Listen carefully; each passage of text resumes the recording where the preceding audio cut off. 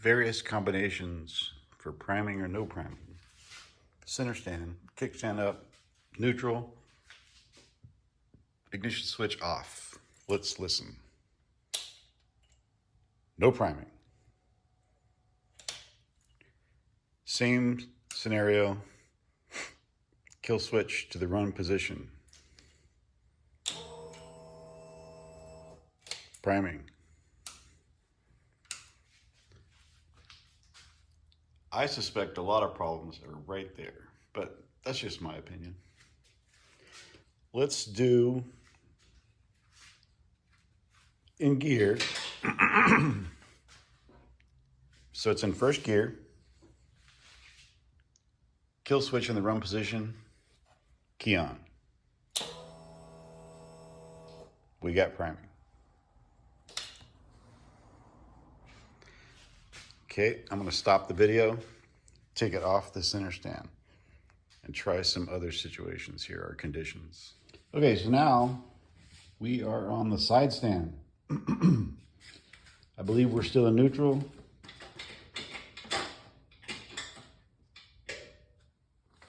Sometimes hard to tell without having, Kawasaki's patented neutral finder. Anyway, run position. Side stand down, neutral. It should prime, right? And it does. Wow, that took some effort. Anyway, so now we're in first gear. Run position, key on. Kickstand down. Nothing.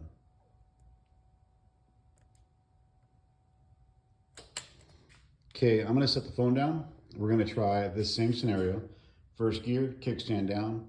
Except I'm going to pull in the clutch, so I'll have to set the phone down because I only have two hands.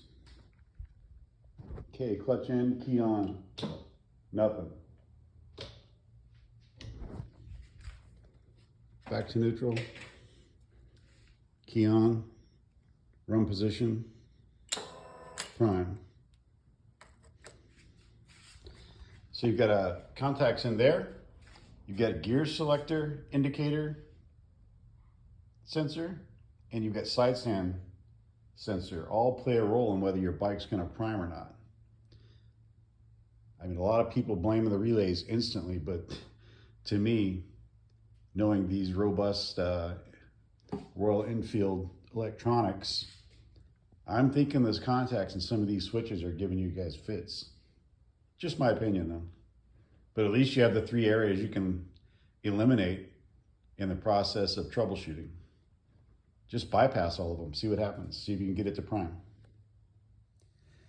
So as far as the symptom occurring when it's hot, seems like the only one of these three possible contact situations, side stand,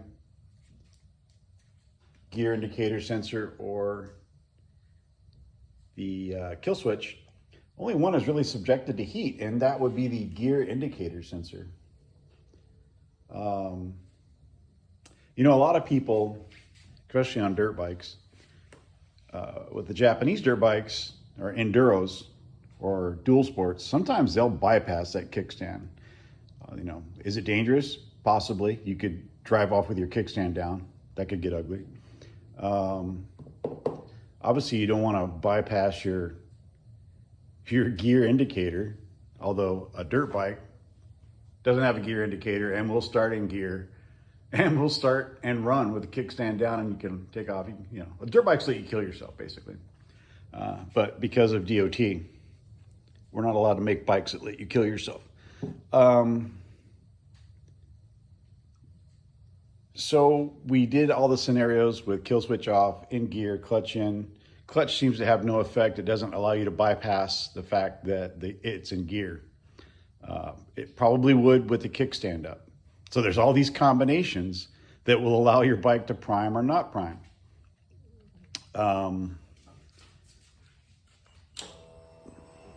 This guy's in neutral. His kickstand is down. His kill switch is in the run position.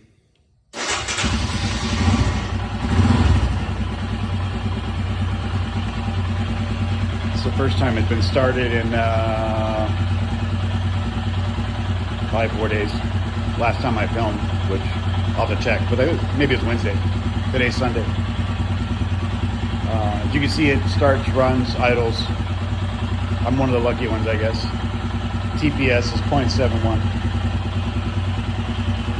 Spark plug gap, 0.34, I think. Opened it up a little bit. Let's turn this off before I kill myself, because DOT doesn't care about you starting your engine and running it in an enclosed area. But once again, the reason for the ending portion of the video here was I had to think, which one of these sensors could be affected by heat. I guess the relays, they're under the seat, they get warm. I'm still running the stock relays. I have backups. I bought 30 amp backups off of Amazon, and I keep those just in case. I did clean all the grease out and replace it with real dielectric grease. It seemed that it was white lithium. Maybe that's their version of that grease. I don't know. But I put my version in it. That makes me happy. So yeah, back to it happening when the bike is hot. Vapor lock and or gear selector indicator. Those things are affected by heat. I don't know what could be happening. I've never taken apart the sensor for the gear indicator, so I don't know how that could be eliminating the possibility of your bike priming. But I mean, obviously it can, because depending on what gear it's in, your bike will either prime or it will not.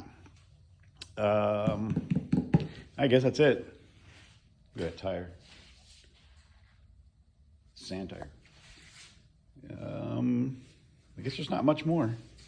I don't know. Hopefully this will help you guys that are willing to troubleshoot. It's a starting point. Mine's been okay, so I haven't had to research why it won't start. There's always going to be the guys that say, hey, just buy a Japanese motorcycle. I had Japanese motorcycles first. I got so bored with the reliability, I bought, something that might fail. No, just kidding. My Himalayan's been great. 1,500 miles. It did have the stalling issue. And like I said, I adjusted the TPS to 0.71 and adjusted the idle to 1250. And it's been perfect ever since. Purrs like a kitten. Does have that weird rattling sound, at highway speeds in fourth or fifth gear. Sometimes it sounds like it's detonating, which is kind of weird, but everybody says, oh, that's normal. We'll see if it's normal or not.